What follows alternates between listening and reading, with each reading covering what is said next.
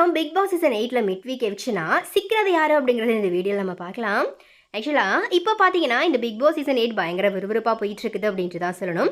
ஒருத்தவங்க சலைச்சவங்க இல்லை அப்படிங்கிறதுக்கு ஏற்ப எல்லாருமே பார்த்தீங்கன்னா இப்போ பிக் பாஸ் வீட்டில் பயங்கரமாக விளையாடிட்டு வராங்க.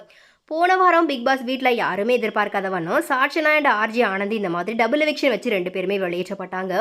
பிக் பாஸ் வீட்டில் இப்போ பார்த்தீங்கன்னா 15 போட்டியாளர்கள் எஞ்சிருக்கிறாங்க. நிகழ்ச்சி இறுதிக்கட்டத்தை எட்டியுள்ள நிலையில இந்த வார இறுதியில யாரு வெளியேறுவாங்க அப்படிங்கிற மாதிரி எதிர்பார்த்துட்டு வர நிலையில இனி வர வாரங்கள்ல டபுள் எவிக்ஷன் இருக்கும் அப்படிங்கிற மாதிரி சொல்லப்படுது.